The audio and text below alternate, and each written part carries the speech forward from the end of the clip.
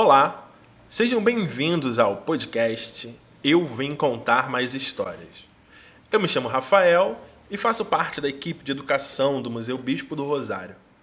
Eu sou um homem negro, eu estou vestindo uma blusa azul com estampas de estrelas e uma frase escrita Eu Vim Contar Mais Histórias.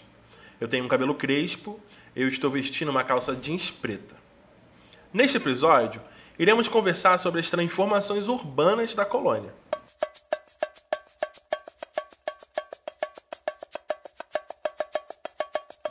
Mas você já parou para pensar como um bairro se transforma? Como nascem as ruas, escolas, creches? Como são as políticas de urbanização? Quais os meios de transportes que circulam pelo território? E sobre o bem-estar dos moradores? A colônia Juliano Moreira tem uma longa trajetória de mudanças. A história começa com os povos originários tupinambás, passa pelo engenho da Baronesa, pelo antigo manicômio e chega à formação do subbairro que conhecemos hoje. Durante este episódio, ouviremos relatos de mudanças que acompanharam o processo de urbanização da região. Convidamos então 3 moradores para conversar com a gente. A colônia, em comparação a outras regiões da cidade, é maior do que o bairro de Copacabana e também está inserida em uma zona de amortecimento da Mata Atlântica. Pensando nisso, é importante destacar algumas áreas e pontos geográficos para situar melhor as histórias que serão contadas. Ao chegar na colônia, vindo da Taquara, você se depara com um portal de entrada, onde antigamente dividia a instituição do restante de Jacarepaguá. Olhando para frente, você encontra a estrada Adalto Botelho, que divide o território ao meio. No seu lado direito, você encontra o que os moradores chamam de Colônia Velha, uma região que tem alguns prédios e monumentos históricos da época do Engenho Novo da Taquara, apropriados posteriormente pelo manicômio. Entre os prédios temos o Aqueduto, a Igreja Nossa Senhora dos Remédios, a antiga sede do manicômio e outras construções em ruínas ou conservadas. Vale destacar que sobre esses prédios está a Via Expressa Transolímpica, que liga o Recreio dos Bandeirantes a Deodoro e passa por vários bairros do Rio de Janeiro, inclusive a colônia. Do lado esquerdo, temos as áreas residenciais, que começaram a ser ocupadas a partir da década de 80. Esse movimento está atrelado ao processo de fim do manicômio que acontecia na mesma época. Deste lado da rua, você vai encontrar alguns comércios, ruas, escolas, prédios, galerias pluviais e moradias, com arquiteturas diferentes, e que falam sobre esse movimento de entrada de moradores, além de casas que foram construídas através da venda de terras ou apartamentos do Minha Casa Minha Vida e do PAC, Programa de Aceleração e Crescimento. E é diante deste contexto que ouviremos as histórias dos moradores locais, que vão relatar as suas experiências, percepções, mudanças no território. Um recado importante. Essas gravações foram feitas de forma separada. Agora se prepare e vamos para a história.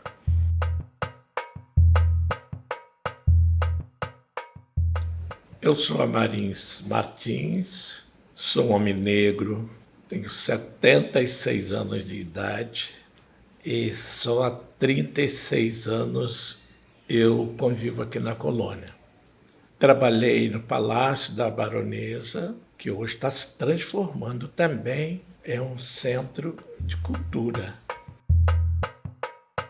Em 92, eu me desliguei lá da fazenda da Baronesa. Eu trabalhava com os netos da Baronesa. E daí eu me vi a necessidade, morando lá, de sair. Eu estava me desligando dele, então fui informado pelo próprio neto da Baronesa aqui da colônia. Então eu vim aqui para a colônia e adquiri um lote aqui que a pessoa me passou na época e moro até hoje. Para quem é do território, A Fazenda da Baronesa não só é autoexplicativo, como também é de fácil localização. Porém, para aqueles que não são do território, é importante passar algumas informações. A Fazenda da Baronesa pertence à família da Leopoldina Francisca de Andrade, segunda esposa de Francisco Pinto da Fonseca Teles, o Barão da Taquara. Ela está localizada em boa parte da Estrada Rodrigues Caldas, ainda nos dias de hoje. Porém, antes da chegada do manicômio na colônia, toda essa terra pertencia à família da Baronesa, que foi desapropriada pela União em 1912, onde posteriormente criou a colônia dos psicopatas homens em 1924. A Marins continuou sua história falando da paisagem do território, mais especificamente sobre o rio Engenho Novo, que atravessa boa parte da região. Água era limpinha, tinha inclusive peixe. Tinha peixe. Por incrível que pareça, a laje da minha casa foi feita com água do rio, desse rio. Pegamos a água no rio para poder fazer a laje da casa. Desde o rio até onde estava virando o concreto, vinha fazer a corrente d'água. Um balde, um levava um balde vazio e trazia, o outro trazia o balde cheio. Assim foi feito. Eu não sei dizer se não tem mais peixe, porque os rios não foram atingidos. O rio foi o seguinte, toda a infraestrutura do bairro foi feito com galeria, eu acompanhei. As galerias batiam a água para então ir para o rio. Não ia bruto, o esgoto bruto direto para o rio, não. E assim foi feito.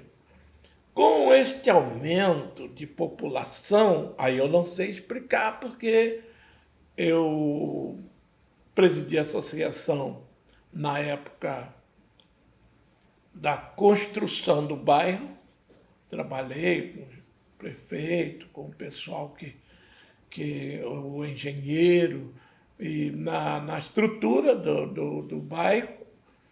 E então este foi o lema. E nós não lançamos nenhum tipo de esgoto no rio.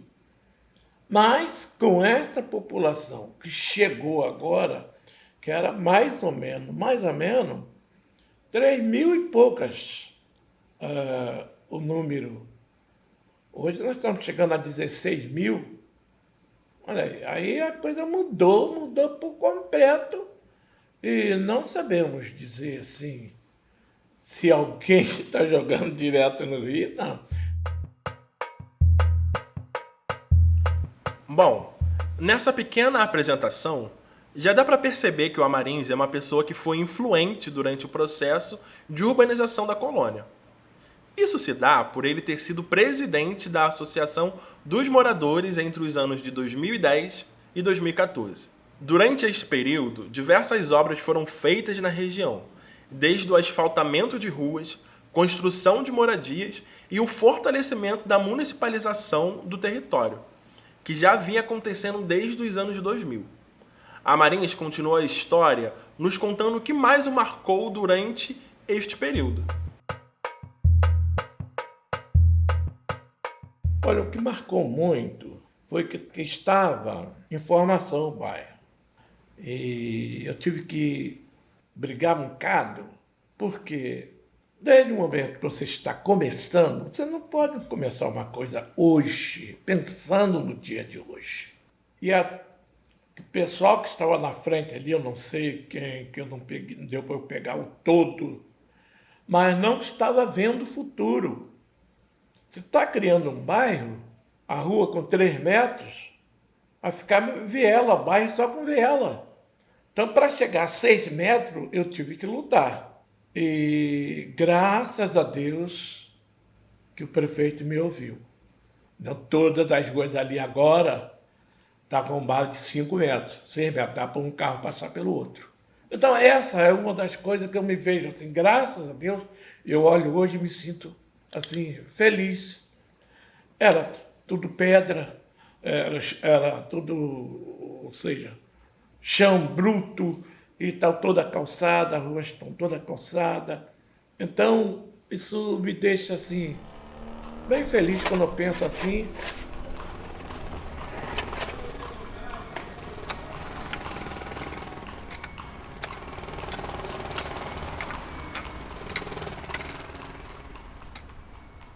Quem antes de mim tinha passado pela associação já tinha pensado numa creche, só que estava parada. Eu digo, olha, é continuar. E o prefeito continuou, a creche tocou para frente. Final de governo do Lula, para entrar Dilma, ele inaugurou a creche. E inauguramos a creche ali. Então isso me deixa feliz. A Arlen ali passou pela minha mão e eu fico feliz. No dia 25 de janeiro de 2010, foi inaugurado o Espaço de Desenvolvimento Infantil Zilda Armes, na Colônia. A abertura teve a participação do então presidente Lula, a ministra Dilma Rousseff, o governador Sérgio Cabral e o prefeito Eduardo Paes. A Marins conta que participou da articulação dos convites e relata algumas curiosidades sobre o dia. A gente observou que eles eram amigos. O governo do Rio, o prefeito do Rio, era amigo do presidente. E se ele gostava de fazer este movimento, de participar, há alguma dificuldade em convidá-los para que eles venham participar dessa inauguração, que é muito importante, uma creche aqui no bairro. Eles disseram para mim, não, nós vamos levar para o prefeito. Levou para o prefeito fez o convite, ele veio. Aí juntou tudo. Simples assim, né? Agora, eu só lamento uma coisa, que no registro, o momento, a hora, veio uma enxurrada tão grande, mas tão grande, uma chuva forte, uma trovoada, que desfez a fotografia que se tinha. E na época, eu não sei se foi a Rádio Bandeirante que participou, acho que foi. Eu fiz uma gravação na época, mostrando a creche. Só que depois daí para cá, eu saí da associação, entre outras pessoas, e eu não sei, eu não mais voltei lá. Sinceramente, às vezes eu passo até perto, mas passo de longe olhando. Recordo, mas não tenho acesso. Né? Lá dentro eu voltei mais. No dia 9 de julho de 2016, foi inaugurada a Transolímpica. Nesta avenida, circulam também os BRTs, principal meio de transporte para os moradores dessa região da Zona Oeste. A Transolímpica, para nós, do bairro de Colônia, ela ficou como se, assim, para todos, porque não tem acesso nenhum para o bairro de Colônia.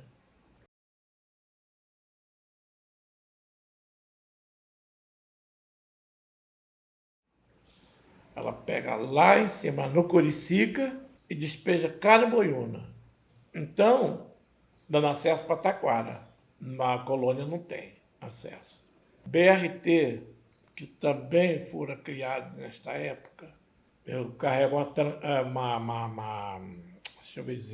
uma inconformação minha, porque não foi atendido o meu pedido. É muito longa a escada, a rampa para uma pessoa idosa pegar o BRT. Então fica difícil. A pessoa idosa dá quase meio quilômetro para poder pegar o BRT. Entende? E subindo rampa. A minha versão era subterrâneo, menos despesa e era mais um acesso melhor para todas as pessoas. Mas não fui atendido. Nisso eu não fui atendido. Então, Fico lá. Eu, por exemplo, não tenho como. Eu não vou. Eu pego o ônibus cá embaixo, vou para Taquara, mas não pego o BRT ali, porque eu não vou andar aquela distância subindo para poder voltar. Depois descendo para poder pegar a estação. Aquilo ali foi mal feito. E se alguém brigar comigo, estou aqui. Tá ruim. Não, ali não tem jeito, rapaz. Não tem como você botar aquela rampa. Aí vai um velhinho, tadinho. Pá, pá, pá, até chegar lá em cima ele morre. Aí de lá, depois descer, porque vai para cima da via, atravessa a Transolimpo por cima, aí volta para a estação aonde pega o BRT. Não tem lógica, não tem. Eu não sei como eles viram isso e ninguém consegue ver diferente. As mudanças citadas por Amarins dizem respeito ao lado esquerdo da Adalto Botelho. Lembra que falei sobre essa divisão? Agora iremos falar sobre o outro lado. Convidamos o Seu Severino, um trabalhador da terra que desde a sua infância se dedica aos cuidados da natureza. Ele vai nos contar sua experiência com o plantio aqui na colônia e os impactos da urbanização no meio ambiente. Eu sou Severino Ramos, tá? Tenho 74 anos, sou natural da Paraíba, vim para o Rio em 66, fiz 15 anos aqui e eu vim morar primeiro na Tijuca, não gostei, vim para Curicica, aí minha irmã casou com um funcionário da colônia, comecei a frequentar a colônia, em 82 eu vim morar na colônia, estou até hoje. Aí eu sou moreno, cabelo branco, né? E estou com a camisa azul listrada, bigode branco também, né? E é isso.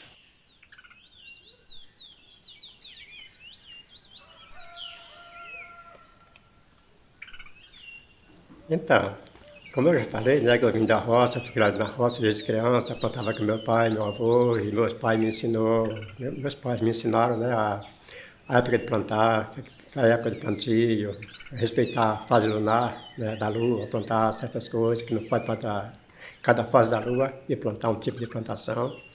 E eu gravei aquilo, né, e fui acostumando e continuei até hoje plantando. E lá em casa, hoje eu tenho minha plantação, tenho minhas coisas, e tem várias pessoas de fora, os estagiários da Fiocruz.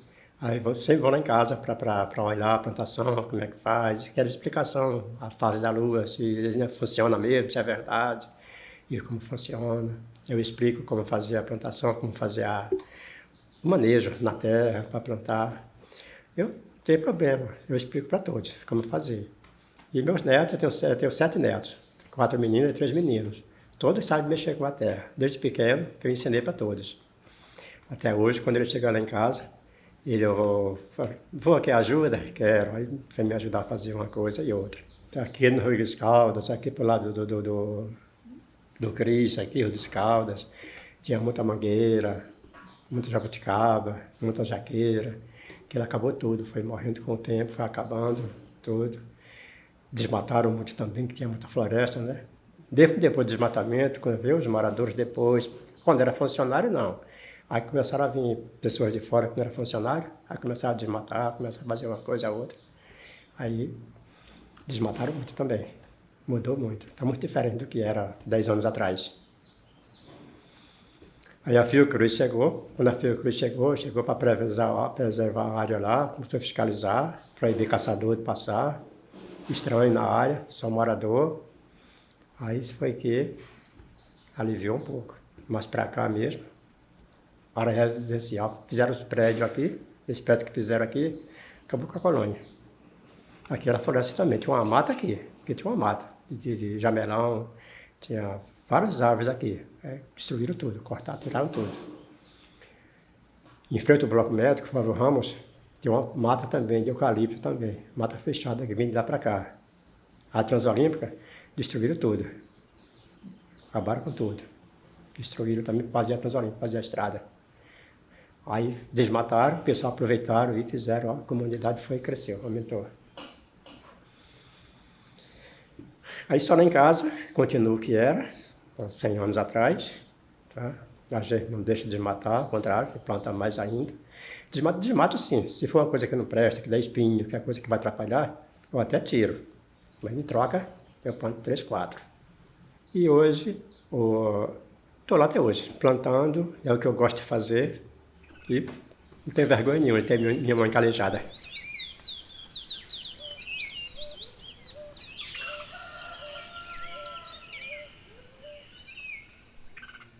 Através das histórias do seu Severino, percebemos sua relação com a preservação da natureza aqui na colônia. Rios, árvores e animais formam esse cenário da colônia velha, que também é marcado por monumentos históricos. Nesse sentido, convidamos Selma, que é moradora do território, para contar um pouco mais sobre as histórias dessa região. Eu me chamo Selma Maria de Assunção, sou nascida e criada na colônia, sou filha de funcionário da colônia federal. Meu falecido pai era José Maria de Assunção, motorista da colônia, começou como motorista do ônibus na colônia, depois ele deixou de ser, parou de ter ônibus para ir buscar os funcionários, ele passou a ser motorista oficial dos diretores da colônia e dos administradores. Eu moro na estrada Rodrigues Calda, 3.400, colônia, hoje em dia colônia velha, tenho 56 anos, 55, vou fazer 56. Sou negra, cabelo, Enê. Comecei a trabalhar na colônia em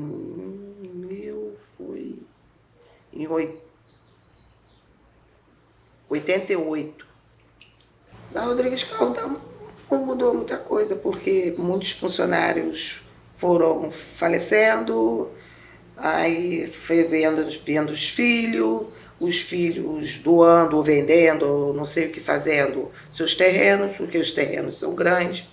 E junto com o progresso, veio tudo que não presta.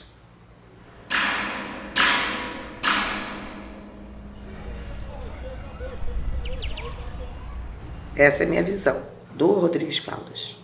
A tristeza quando fizeram ali uma fábrica de sorvete, que eu não sabia nem que aquilo era fábrica de sorvete, que quebraram o arcoduto e ninguém tomou uma providência, foi só se acabando hoje em dia, dá tristeza de ver o local onde eu sou nascida e criada e vendo se acabando daquele jeito, sem uma reforma, sem nada. Não tem, acabou a Rodrigues Calda. A Rodrigues Calda acabou. Em si, para mim, a colônia acabou. Ulisses Viana se acabou. O Zico jogou no Ulisses Viana, comemorando esses 500 gols. Eu me lembro disso. Quem é da antiga vai se lembrar quando ele veio ali, o Galinho de Quintino. E hoje em dia não tem mais. Aquele pavilhão amarelo lá se deteriorando, conserta o teto, mas o restante não está consertado, se acabando. Aonde eu trabalho? É um local bonito. Eu acho, para mim, um local bonito. Mas que também, devido assim, a não ter certos tipos de reforma, também está se acabando. A Selma traz um relato sobre o antigo pavilhão Ulisses Viana, que teve seu fechamento em 2012. Hoje, esse espaço é ocupado por oficinas e atividades do Programa de Geração de Trabalho e Renda e pela Horta Agroecológica do museu. No entanto, algumas construções ainda estão desgastadas, e a gente percebe na fala da Selma que muitas coisas foram perdidas durante esse processo. Mas se em outro tempo a colônia foi um engenho e depois uma cidade asilar, como estão as construções dessas épocas? Será que elas ainda existem? Na colônia toda. A colônia tem, até a data de hoje, está em ruína, mas está ali, a vacaria, onde de tempo de manicômio se tirava leite da vaca. Tem a senzala, Está caída, mas está lá. Tem as coisas bonitas na colônia. Tem muita gente que não conhece a colônia. Não conhece a colônia. Tem pavilhões lindos. O Rodrigues Caldas, eu acho ele o lugar mais lindo da colônia. Está deteriorado? Tá. Mas quando você tira uma foto, fica lindo. É tão bonito que o Léo Santana fez o clipe dele aqui. E depois botou lá dizendo que era lá na Bahia. Foi ali, no Chafariz. Léo Santana, no Chafariz, gravando clipe. Aí depois bota que foi da Bahia. Para quem viu, aí vai ver, vai olhar assim, para quem conhece a colônia. Epa, não, isso aí é a colônia. Para quem conhece ali a Copa Velha, Copa Antiga, que tem a rampa, vendo ele ali sentado, descendo, dançando, vai falar, é a colônia. Mas para quem não conhece, é a Bahia. Muitas novelas gravadas aqui. Tarcísio Meira, já vi Tarcísio Meira de perto, espetáculo. Mas quem? Parecido Marcos Paulo, Paulo Mader, Fábio Assunção. Muitas novelas foram filmadas aqui na colônia. Novela de época, então, Quinto dos Infernos. Lembra de uma série? Foi gravada aqui na colônia. Quando Dom Pedro foi para a guerra, que implodiram, quebraram o pavilhão todinho lá, implodiram o telhado do pavilhão 4. A Dona Selma conta histórias de uma colônia que, mesmo em ruínas, traz uma beleza natural que, por vezes, é perdida durante o processo de urbanização. Quando foi perguntada sobre o amor dela pela colônia, ela diz: Porque eu amo a minha mata. Porque, graças a Deus, aonde eu moro, ainda continua a minha mata. E eu falo para meus filhos, quando eu morrer, me leva para o Pichincha. Se não tiver vaga, me traga de volta. Quando tiver, me leva. Porque eu moro na minha mata. Eu amo o local onde eu moro. Não trocaria ali por nada. A minha é Rodrigues Caldas, que hoje em dia o povo chama de Colônia Velha.